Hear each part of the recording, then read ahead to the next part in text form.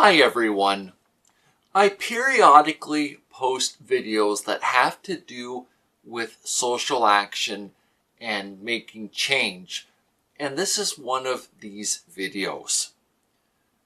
I live here in Ontario, Canada. Today I discovered that over-the-counter Tylenol is not covered by the disability drug benefit the province of Ontario offers. So what I'm talking about is this bottle, but coming as a prescription instead of the over-the-counter version. There's a group of medications that it covers. I want to share a very personal story with you. About 8 weeks ago, I was to my family doctor. My tetanus shot was overdue. I find a lot of joy in using my hands. The creative part of it helps me coexist with the physical challenges and the chronic pain that I experience.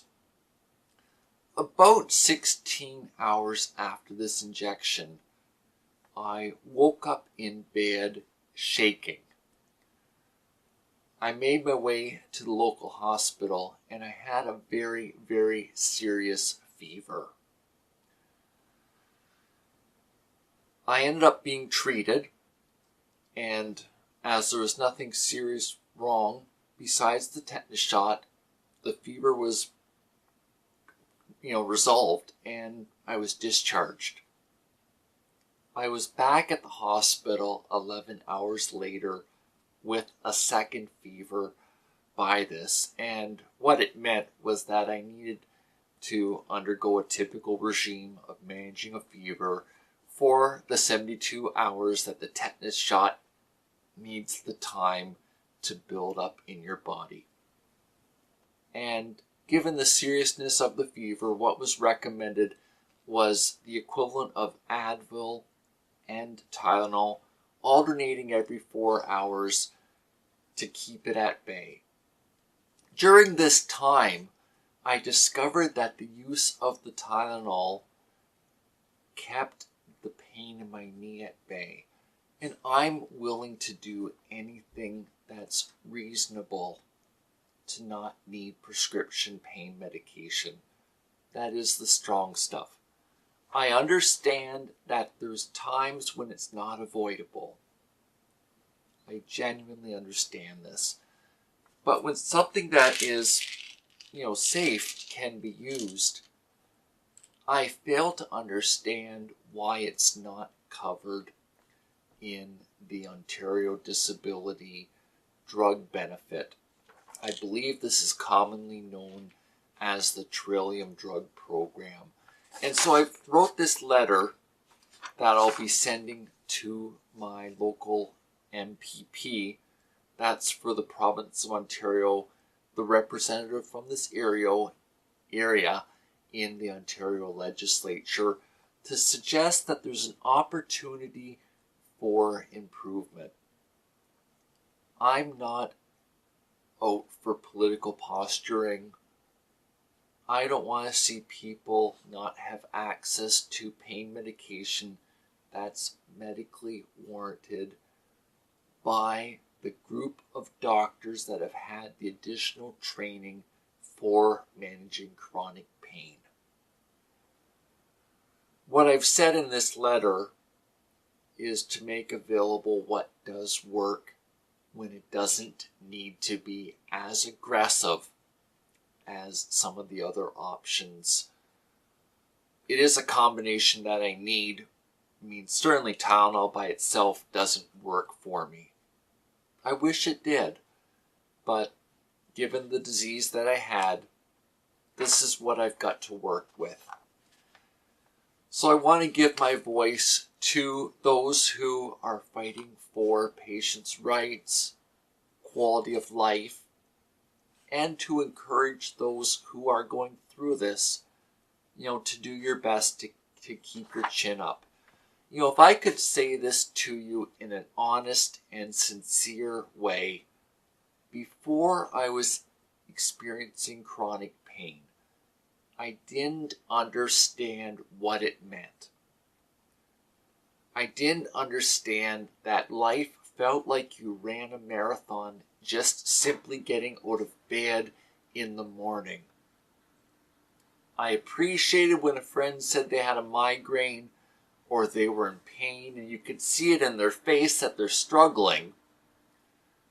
But I didn't understand the very real reality of what it means to live with chronic pain, to revolve your life around it and try to carry on, not like nothing's happened, but trying to carry on some form of life.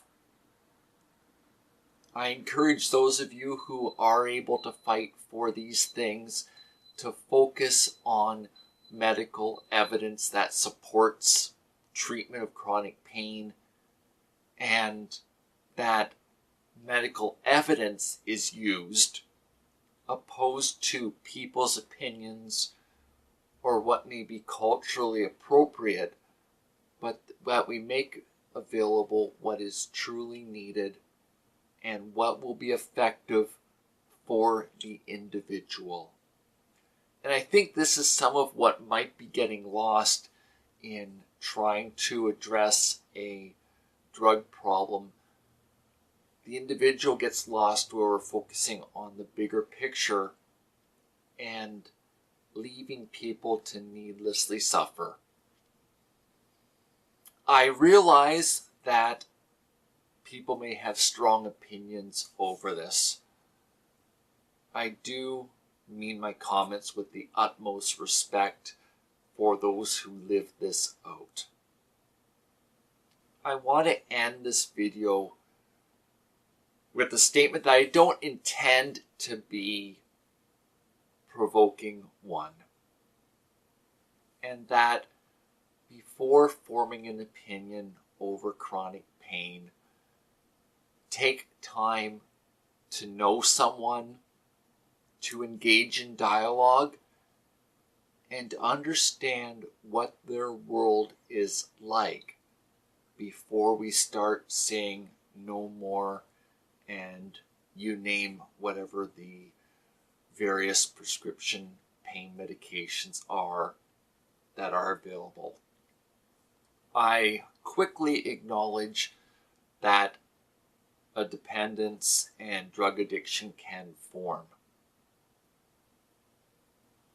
Being in chronic pain means being in a committed, trusting, and safe relationship with your doctor, because it needs the ongoing dialogue between the two, and when necessary, bringing in experts to help with managing the pain or quality of life or stress or whatever else is going on, so that the pain medication is used for controlling pain, and that there are other outlets to deal with stress, social needs, housing needs, and supporting family, engaging in healthy relationships.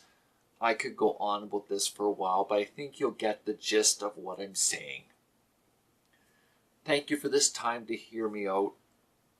I'm certainly willing to hear what people have to say, but I'm going to ask you to spend a moment thinking first before responding and trying to picture what your life would be like if you were experiencing debilitating pain, so we can at least acknowledge the challenges that it creates for a group of people.